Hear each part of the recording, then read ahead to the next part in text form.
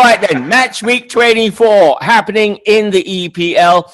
The early kickoff is Leicester City in third, taking on fourth place Liverpool. Massive question from the game. All right, let's focus on Liverpool here. Des Colkill. We've seen Liverpool last time out. It was a painful home loss against Man City. Question here has to be: does Jurgen Klopp start one of the two centre-backs, either Kabak or Davis, to partner Fabinho? It's time to move Henderson maybe out the back four. Yeah, before anything goes, obviously there's been news about Jurgen Klopp losing his mum and not being able to get over to the funeral. And there's been a lot of criticism of Jurgen Klopp, not from Liverpool fans, it must be said, but from around the region, saying he's been testy in interviews. And it's kind of a reminder that these are human beings. They may be very well-paid human beings. And so let's remember it is just a game. And there are far, far more important things than the game. So he does have a decision to make, Jurgen Klopp. Hopefully his mind is fully on Liverpool. I'm sure it will be. And I do hope he plays a centre-back. He's made a big play of getting the two centre-backs in. Davis, possibly more for the future than for now, but Kabak has come in highly regarded. And Liverpool have been missing the Jordan Henderson and the Fabinho bite in midfield. And the Liverpool power has been lost over a period of time. And the results have really come badly in the last 6 weeks or so. Remember, they were top of the league, but they're still in the Champions League. But if you buy somebody with international pedigree, I think you've got to trust them at some time. And this is huge for Liverpool. This is huge for Kabak. If he's up against Jamie Vardy, what an introduction! What an introduction into English football. But yeah, I would hope that he plays him. If he doesn't, I'll back him 100%. Because he's a wonderful manager. But from this observer's point of view, I do think you're missing the drive and the leadership of Jordan Henderson in the heart of midfield. Yeah. And that may be a reason why Thiago hasn't been performing as well as... But Bob, Leicester City here, I mean, can actually put the nail in the coffin, so to speak, of Liverpool's challenge here. I mean, should Leicester win, Liverpool would completely be taken out of it, wouldn't they?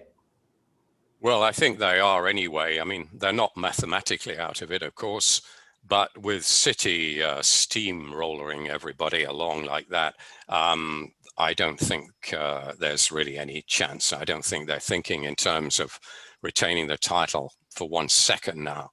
That game on Sunday was the last chance. But there is the small matter of finishing in the top four to guarantee Champions League football next season. Be unthinkable if they weren't to do that. But they've got work to do. They given the unpredictability of the season, their injury problems, question marks about the two new centre halves, whether they're going to cut the mustard or not. Huge issues to be sorted out. And it will be fascinating to see. I think it'll be Kabak who gets the nod. Yeah. Again, alongside Fabinho, probably. Although he may go for Henderson, and because Fabinho's been missing from midfield, his bite as well.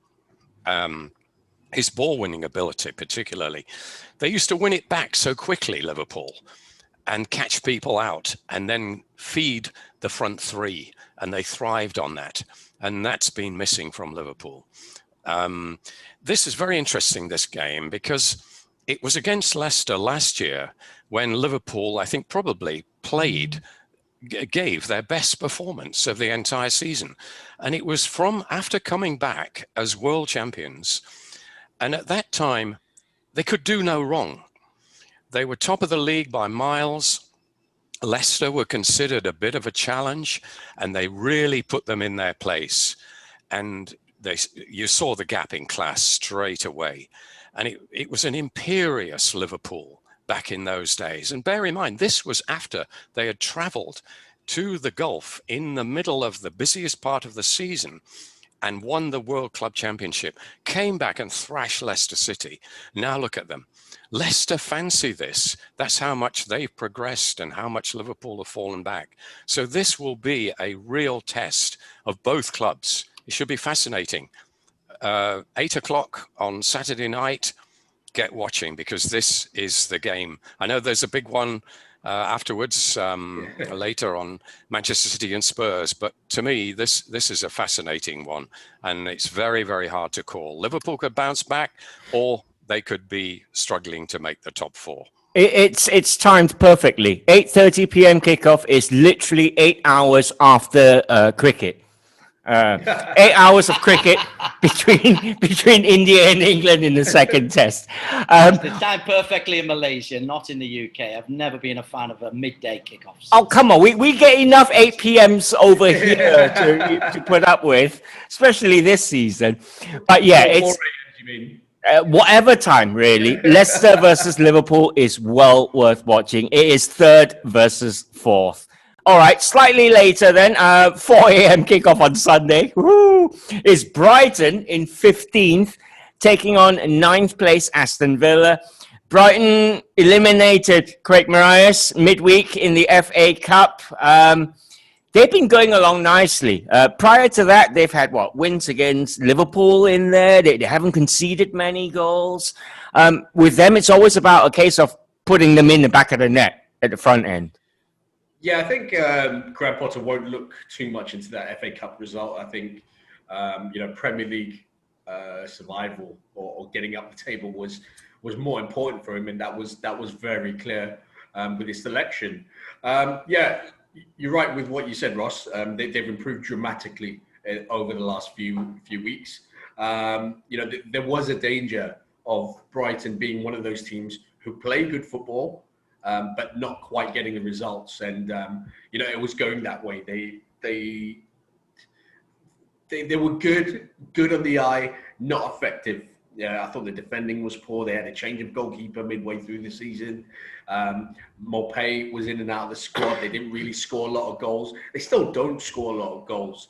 But what they're doing now is that they've toughened up at the back. I think Sanchez is actually a very good goalkeeper. Yeah. Very imposing. So it was a big risk that Potter took, replacing a seasoned international goalkeeper with a relative rookie. But it's paid off. I think they look a lot better. They still got people like Lamptey to come into the team. Yep. Apparently he's available this weekend. So is Welbeck. I don't think he is. I don't think Lamptey's available from what I read. Right. Okay. But yeah, he's a big miss. Welbeck's a big miss. They've had some injuries, but they're slowly starting to get some form and grinding out wins. Being a little bit more resolute and a little bit of quality in the final end. I still think that they're short of a really good striker. I think if they had gone out and got a really good striker from somewhere during the January transfer window, I think it would have really suited them. I like Maupay. I think he does a job, but maybe he's not exactly what they're looking for. Yeah, but no, fair play to Graham Potter. He sorted it out and they're moving up the table. Yeah, absolutely. Brighton are looking to do the double over Aston Villa. It was 2-1 at Villa Park to Brighton. Villa, Des Corkill, are going to be well rested. They beat Arsenal last time out. They are having a good season. You can't deny that. Although they might lose John Terry. I understand he's favourite for, or he's on the short list for the Bournemouth job. Okay. Maybe he's having something to do with their defensive solidity. But Aston Villa, if they win their 2 games in hand, go into a Champions League slot. That's how good their season has been. It is a remarkable about turn. They shouldn't be in the Premier League. They were kept in by a VAR goal line decision. However, I've got to say that because that's worth hundreds of million pounds each way. One to Villa and one against Bournemouth, and it's a big business. So anyway, that's my one. No, it's not my one VAR. They're strong. Strength of a good goalkeeper. Craig just pointed out Sanchez into Brighton. I was a Matty Ryan fan, but Sanchez has come in. And just one example, in the game against Liverpool, last minute, a corner comes in 9 yards out. Sanchez is up, towering above everybody. Clean call, clean catch, confident goalkeeper making great saves. Emi Martinez has done something very similar to Villa. Take away that 3-1 defeat the other day against West Ham, where he was culpable definitely for 1, possibly for 2. He's been outstanding. He's been a rock that gives you central defence, a little bit more certainty. It means Grealish doesn't have to defend. It means that the front 3 can play with a lot more freedom. And it's based upon you sort out, you don't give away stupid goals. Yeah. And I think that's what Villa have done. And that has freed them to get support to Jack Grealish, who was a great signing for them. And there's the rewards. So it's not about defensive play, but it's about being solid defensively. And I think Villa have got that. And that 1-0 victory over Arsenal epitomised their season to a T. All right, brilliant stuff. Brighton against Aston Villa is Sunday, 4 a.m., 15th against 9th, 1-1.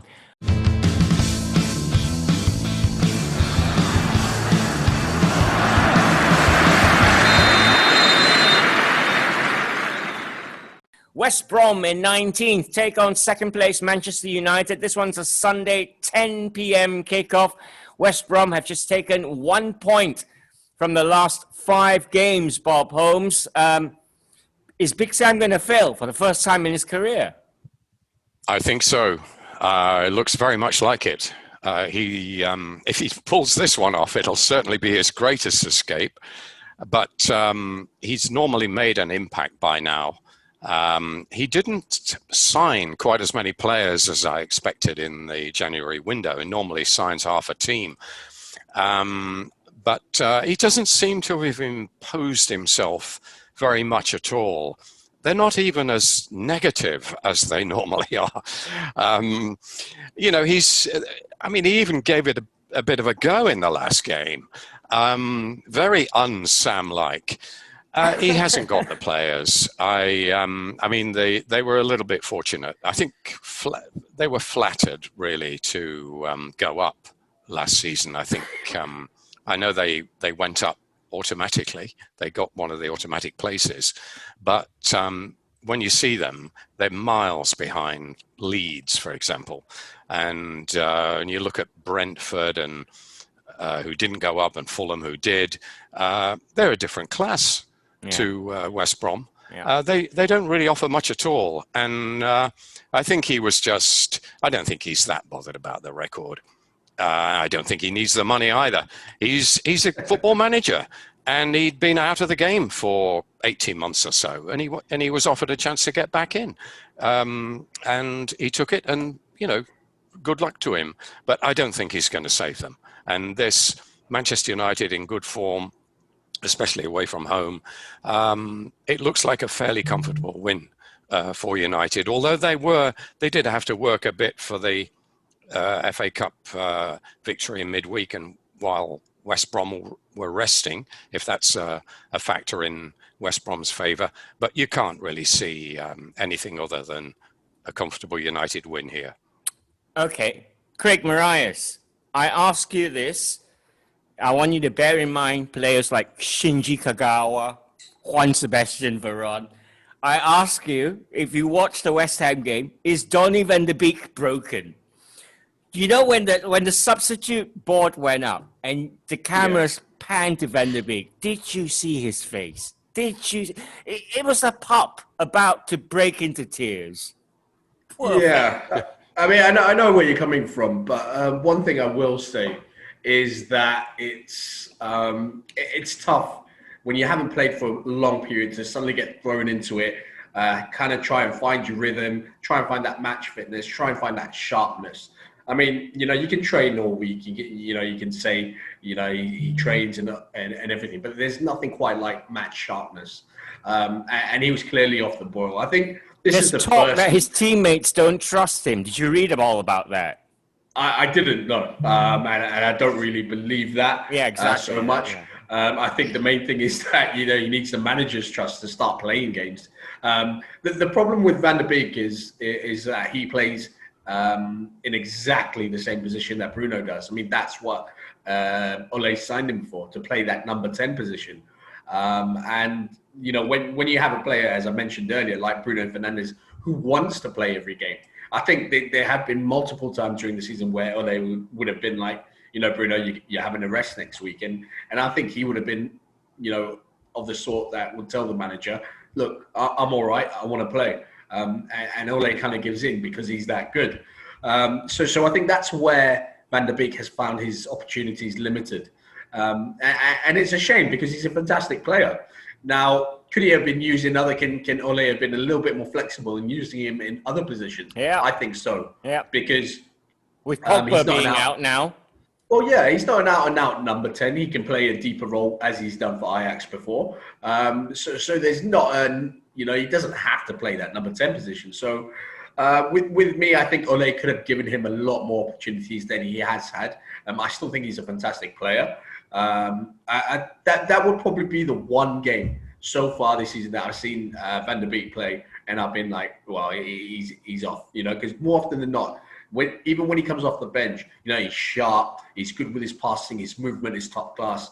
And this was the one game when I've been like, he's a pale shadow of himself. But I understand that because he hasn't played a lot of games, and that happens.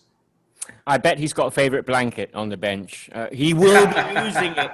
I just hope he doesn't have frozen feet. West Brom against Man United is Sunday at 10 p.m. That's 19th against 2nd. Arsenal against Leeds is 11th against 10th. This one could be a lot of fun. Monday, 12:30, this kicks off. Leeds United picked up their 10th victory of the season on Monday when they defeated Crystal Palace. They're pretty much safe now, Des Corkill, which means we can see expansive leads, which is great fun for everybody. I don't think it's any different from anything else that Bielsa has. He goes out minute by minute. That was a really good victory against Crystal Palace, who can be horrible. The early goal from Harrison, who I'm liking more and more, really helps. And an early goal in the second half as well, as they took the game to dour Crystal Palace once again. Yeah, they're great fun. They've been a real asset. I think Bob was saying last week it is so strange for people of our generation to actually look on a Leeds team and admire them. But we like this Leeds team. We're going to have to call them dirty old Leeds with a new revamp under Bielsa. But you watch. As soon as Bielsa goes, they'll go back to their horrible ways. But at the moment, let's enjoy it. It's great fun. I'm delighted that they are playing well. You know my attitude. Are they worth getting up in the middle of the night to pay your subscription for? The answer is yes, yes, yes, every single time for Leeds United. So I'm very much looking forward to seeing them playing their way and have a couple more 9-goal thrillers between now and the end of the season. #love Leeds. That's what I say. No. Arsenal, I don't know. This is the new Leeds. Arsenal in 11th. Their season's pretty much a write-off. But if you're looking for a shining light, Bob Holmes, I thought the loan signing of Martin Odegaard from Real Madrid was quite clever. When he's come on, we've seen he's got the touches. He might even get a full run out here, a full debut. Yes, very interesting case, Odegaard. You don't know whether he's supposed to be a Messi or an Ozil, do you really? Billed as the next big thing many years ago, didn't quite make it, but not totally written off. And this is like a second life for him. He's not a kid anymore. He's been around a bit, played in the Bundesliga, but not as well as was expected. However, I think this is a good move for him. I think Arsenal will probably suit him. Arteta, I think he's a good, a shrewd manager, and he's got some good youngsters alongside him. So I think he'll feed off that enthusiasm, and Arsenal have got rid of Ozil as a result of this little shuffle, and £300,000 a week off the wage bill. Odegaard is not getting anywhere near that. In fact, he's not getting. In fact, Arsenal are not even paying his full salary, I believe. They're paying only a chunk of it. But yes, it will be fascinating to see what he's like starting. He's had a couple of run-outs as a sub. But the only thing that concerns me is that Emile Smith-Rowe, who's been a revelation, might have to give way to him. I hope not on a long-term basis, perhaps on an occasional basis to give him a rest. But he's been great. And I just hope that the bigger name foreign player doesn't sort of muscle out the young local lad. I hope that's not the case here. And another guy who may suffer a little bit is Saka, who's been fantastic. Yeah. Probably their player of the year, almost certainly their player of the year so far.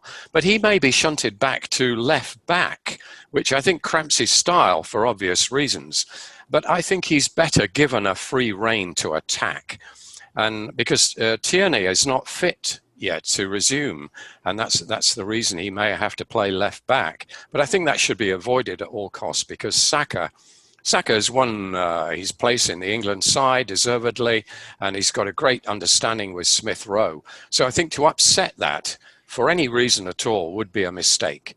So, but anyway, Odegaard, yeah, it'll be very interesting to see. And this is a good footballing test here. Leeds are a footballing side, and they give the opposition a chance. So we'll see what Arsenal are made of at this tie. All right, Bernd Leno's served his suspension, so he's available for Arsenal between the sticks. Calvin Phillips apparently might be a doubt for Leeds United. He limped off in the last game, so we'll check on that. That one is a Monday, midnight kickoff, Arsenal against Leeds United.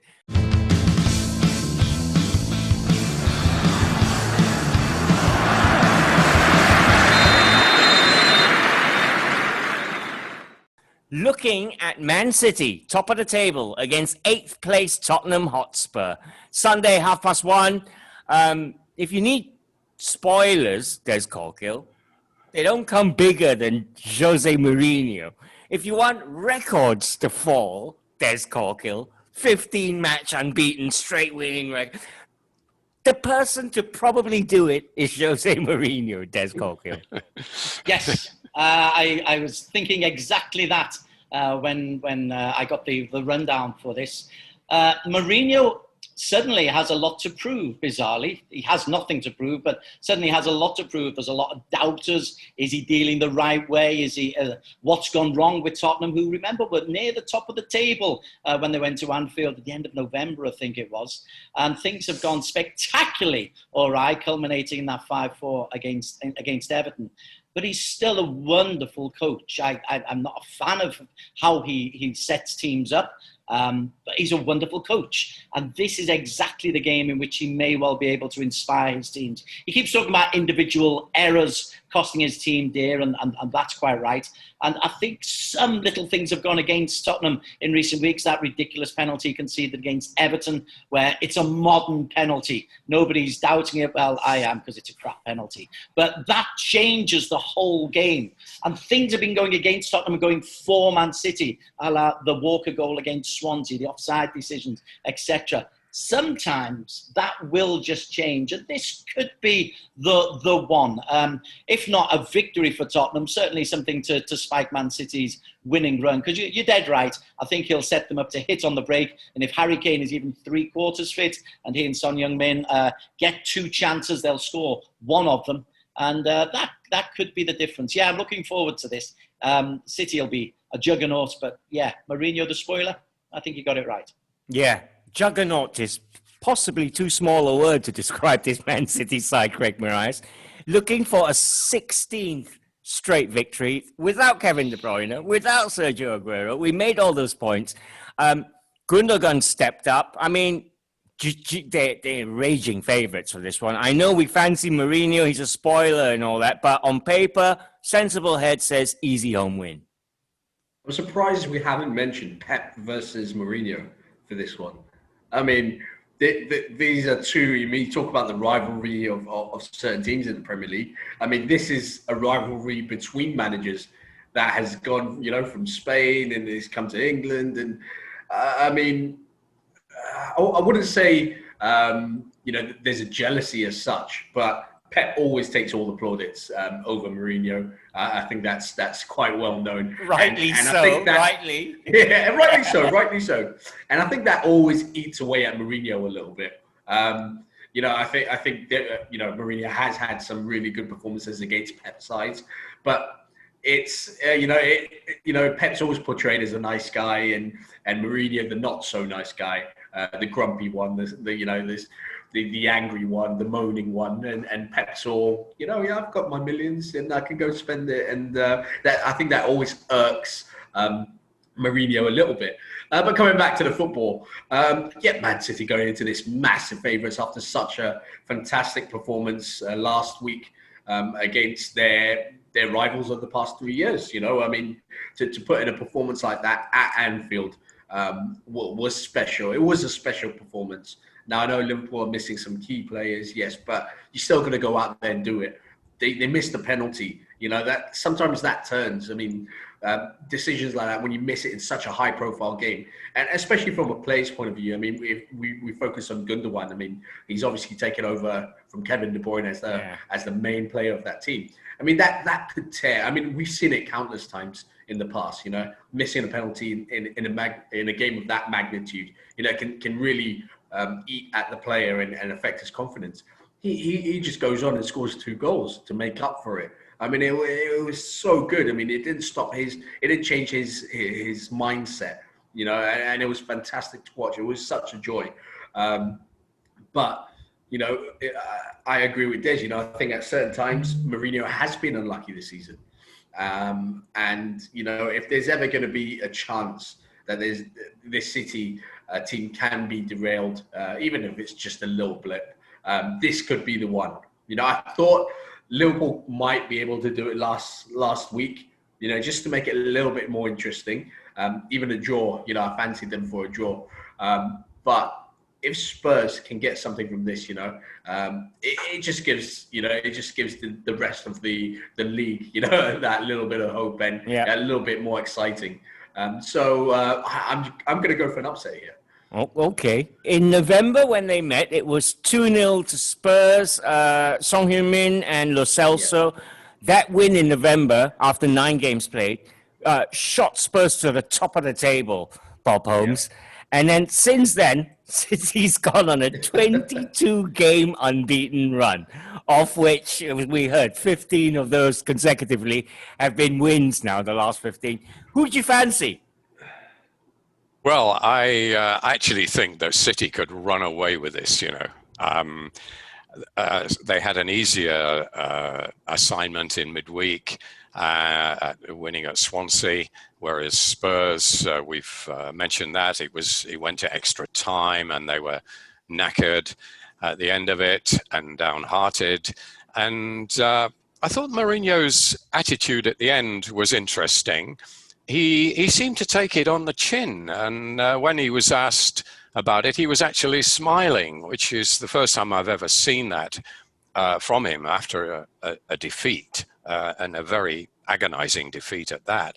So I was just wondering if, he's beginning to tire of the job, or something, maybe reading too much into it. But I just thought it was a little bit uncharacteristic of him to not, berate the referee and the alignment of the stars and the weather and everything else, as he usually does. But I don't think he's quite got the team or the stomach for this assignment. And I think that he's met Pep on many occasions in Europe, and Spain, of course, and in England. And he's had a better team. Most of the time, he's had a better shout than he's got this weekend. He's got a team that is not really playing that well, although they did play reasonably well in patches against Everton, to be fair. But compared to Pep, and we're talking about juggernauts not being an adequate word to describe them, I think this could be a bit embarrassing, actually. I think City could win this by a hatful. That's my sense. My explanation to why Mourinho was a little bit strange post-Everton defeat was he didn't know how to top Ancelotti's blowing into the coffee.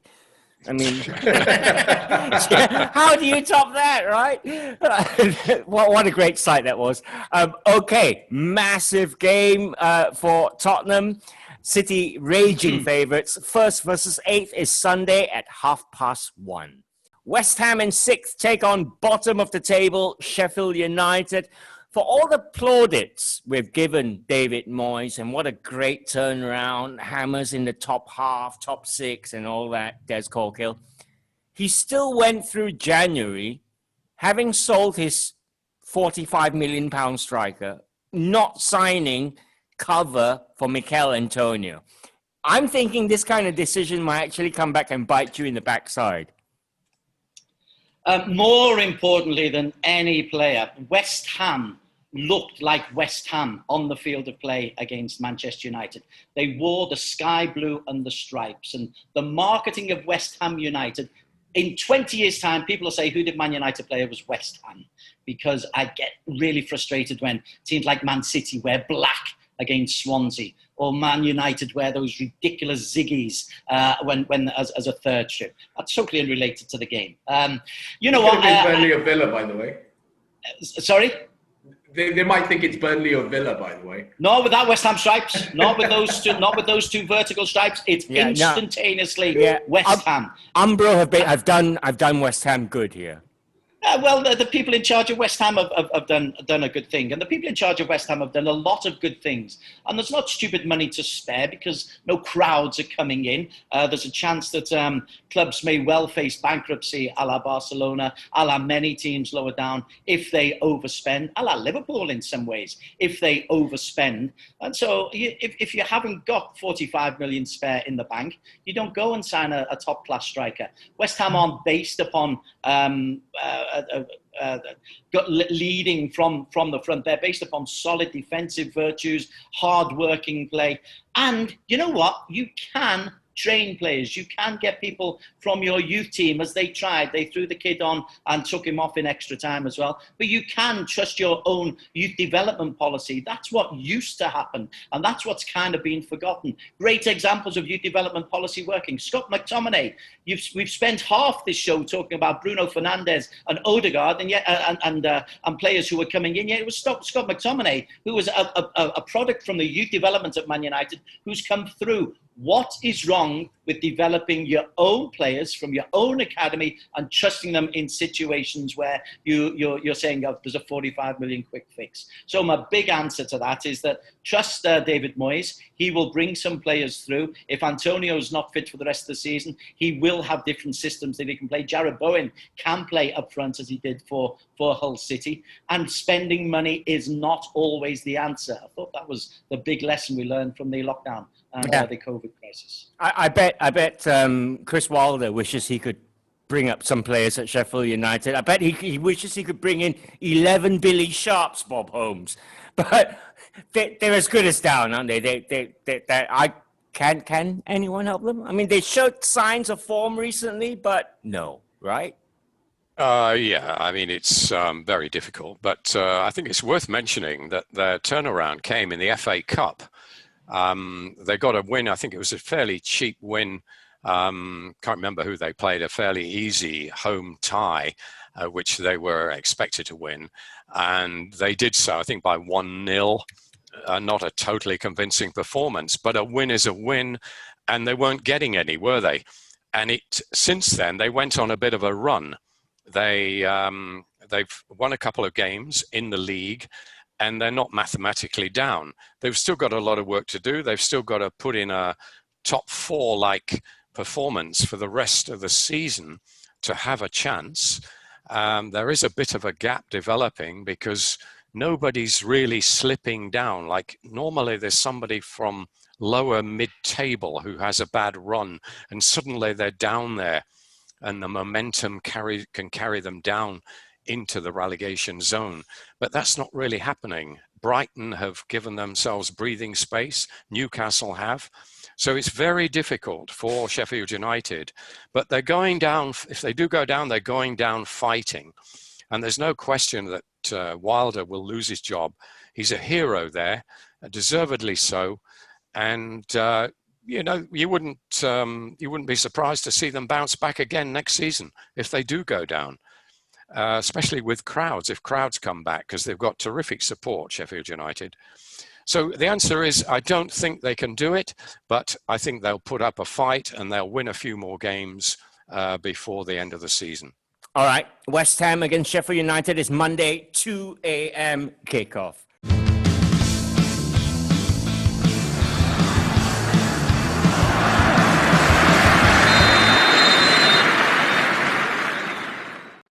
Southampton in 12th against Wolverhampton Wanderers in 14th. It's a Sunday 8 p.m. kickoff. Southampton have been, I was going to say knocked for 6, but knocked for 9 is the phrase, I guess, recently. But they're still alive in the FA Cup. They're into the quarterfinals. And they face Wolves again, Craig Marias. So it's part 2 of the midweek game where they won quite impressively 2-0 away. Yeah, it's the old double game week for all you fancy Premier League managers out there. I looked at Wolves and I don't know what to make of them, to be quite honest with you. I've said this before. I think Nuno's got it horribly wrong this year. I mean, this was a side where, we were raving about, I think, over the last few years. We saw progression after 2 seasons, didn't we? And then the third season, it's just going bonkers. You're talking about, coming from the Championship, going, into Europe almost straight away. And we knew, obviously, they spent a lot of money during the Championship days.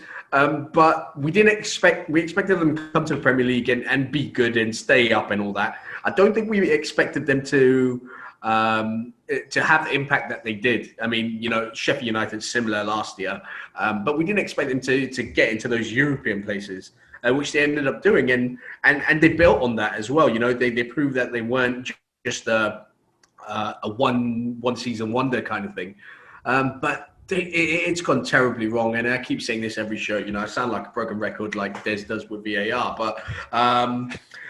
No one sounds more broken than that.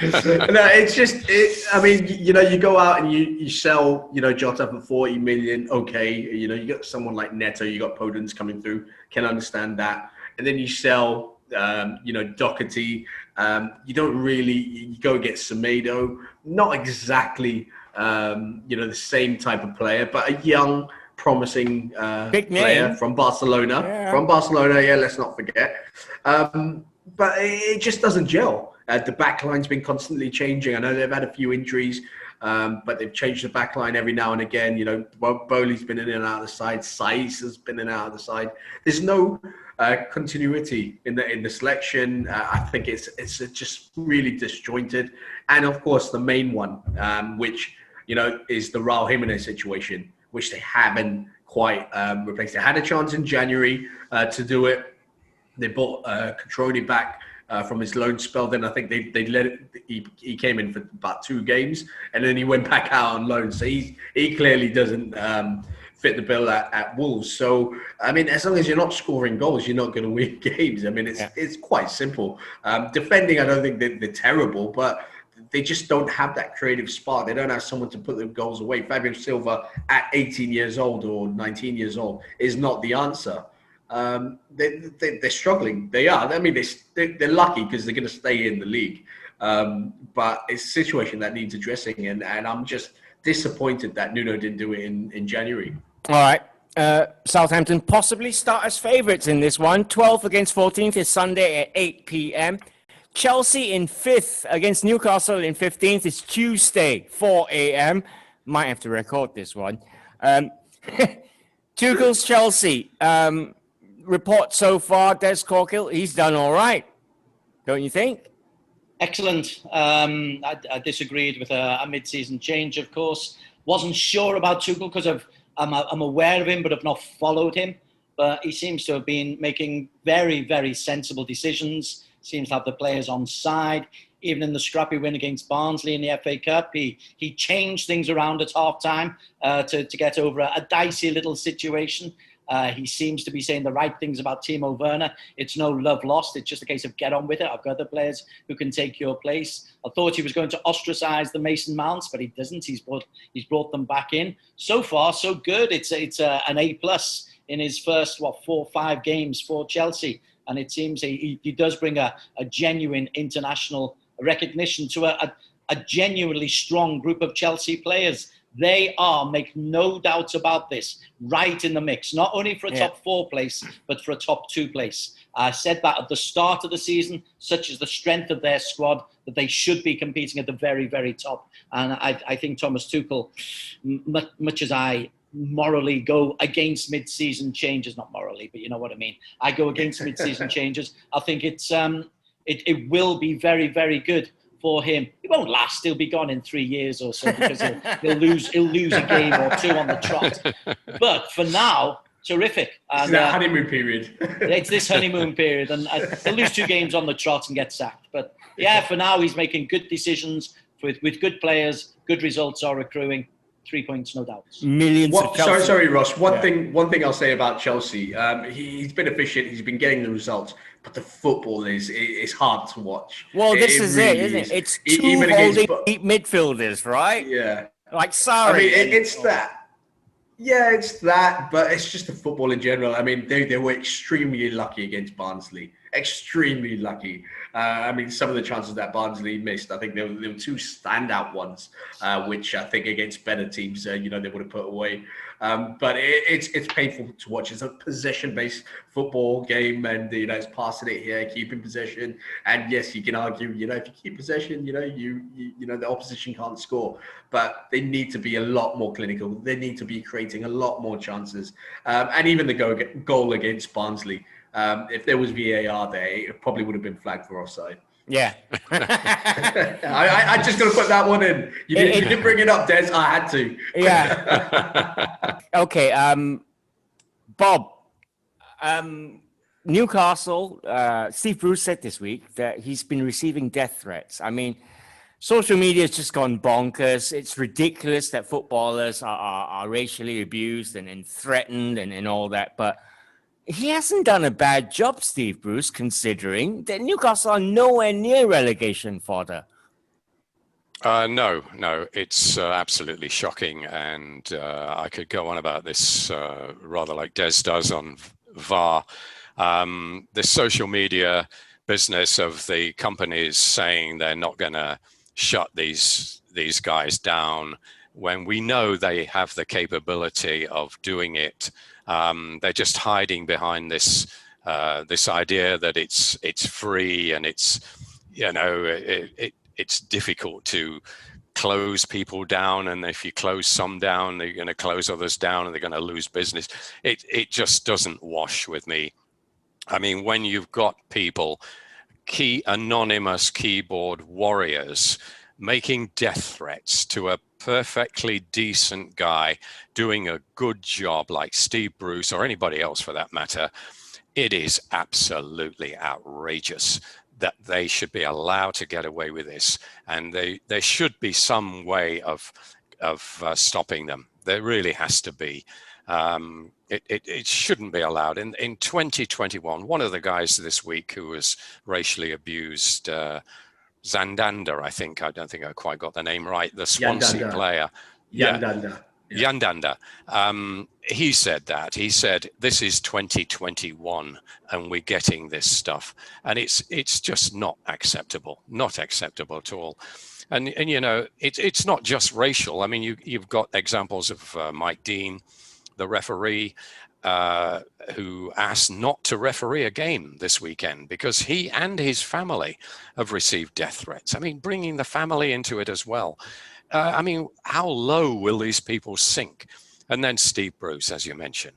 So he deserves a break. I mean, he was a tough old player at United. He was a great player for United, and he's not a great manager, but he's doing a sterling job there under difficult circumstances with a very difficult owner and difficult fans, it has to be said, who've never taken to him.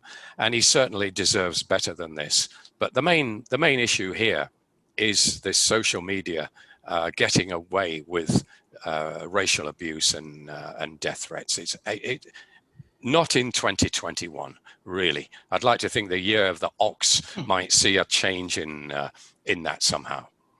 Yeah. All right. Well, that is your football for the weekend. Chelsea-Newcastle's a Tuesday, 4 a.m. kickoff. For now, Bob Holmes, Craig Marias, and Des Corkill, and myself, of course, Wish you all a very happy, healthy, and wealthy year of the ox. Thanks for watching.